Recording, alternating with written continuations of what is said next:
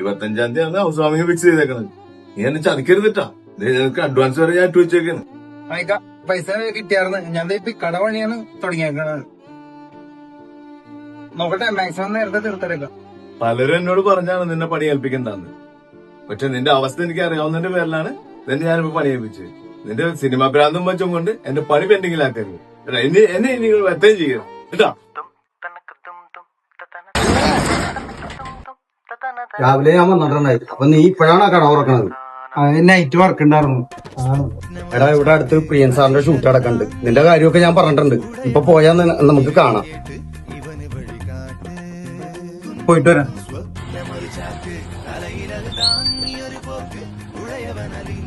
പറഞ്ഞവർക്ക് ഓർമ്മ ഉണ്ടല്ലോ. നല്ല ചാൻസാണ്, കളയരുത്. വേഗം മേടിച്ചത് നോക്കുമ്പോ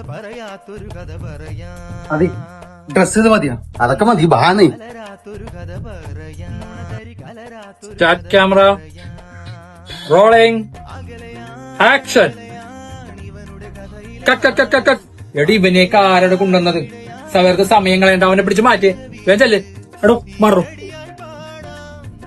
സാറേ, ഞാൻ പറഞ്ഞില്ലേ ക്യാരക്ടർ റോൾ ചെയ്യാൻ വേണ്ടി ഒരാളെ കൊണ്ടുവരാന്ന് പറഞ്ഞില്ലേ? അതാണ് പയ്യൻ. ആ, പറ രഞ്ജി, എന്താണോ ഷൂട്ടിംഗ് ഒക്കെ എന്തേ? എടോ, നായിക പോയെങ്കിൽ പോട്ടറോ. ഞാൻ വേറെ 2 നായികമാരാണ് അയച്ചാ പോരെ.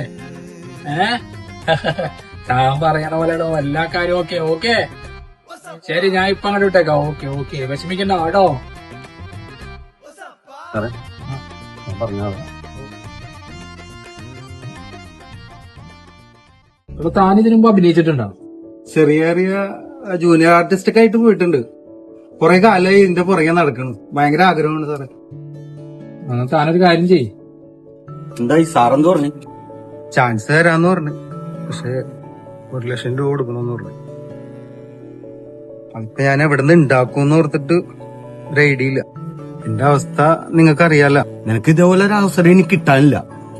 ഞാൻ നീ ആയതുകൊണ്ടാണ് ഇത്ര റിസ്ക് എടുക്കുന്നത്. പിന്നെ നിനക്കൊരു വണ്ടിയില്ലേ, അതങ്ങോട്ട് കൊടുക്ക്. ആൾക്കാർ വെയിറ്റിംഗ് ആണ്. വണ്ടി ആകെ എന്റെ ആകെയുള്ളൊരു സമ്പാദ്യം അത് മാത്രമേ ഉള്ളൂ. ഞാൻ വിളിക്കാം, ഞാൻ നോക്കട്ടെ.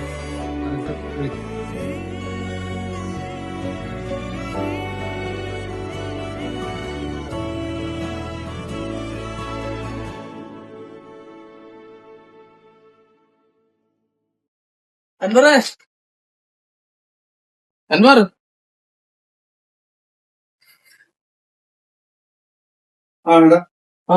എടാ കൊച്ചെന്തേ?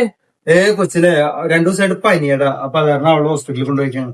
എടാ, നീ അറിഞ്ഞ നിന്നെ സിനിമേനെ അഭിനയിപ്പിക്കാന്ന് പറഞ്ഞ് നടന്നവല്ലേ, അവനെ പോലീസ് പിടിച്ചു. അവനെ സംവിധായകനെ പോലീസ് പിടിച്ചു.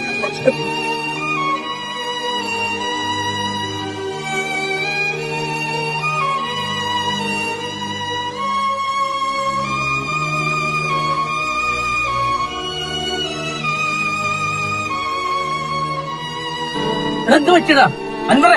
എന്താണ് പറ്റിയത്? അബദ്ധം പറ്റി. എന്ത്? ഞാനും കൊടുത്തടാ. നിനക്ക് അവിടെ നിന്ന് നീ എങ്ങനെ കൊടുത്ത പൈസ? നീ എന്റെ വണ്ടി കൊടുത്തു. വാടക പോലും കൊടുക്കാൻ നീ എവിടുന്നാണ് കൊടുത്തത്? എന്റെ വണ്ടി കൊടുത്ത് പൈസ ഒരു വാക്ക് നിനക്ക് എന്നോട് പറയാത്തില്ലടോ, തോന്നി. നിന്റെ ഈ നശിച്ച സിനിമാ ഭ്രാന്തം നിന്നെ പകർക്കും നിന്റെ ജീവിതം. വെള്ളിത്തിരയിൽ തിളങ്ങുന്ന നക്ഷത്രങ്ങളെക്കാൾ സ്വപ്നങ്ങൾക്ക് പിന്നാലെ പോയി ജീവനും ജീവിതവും നഷ്ടപ്പെട്ടവരാണ് അധികം.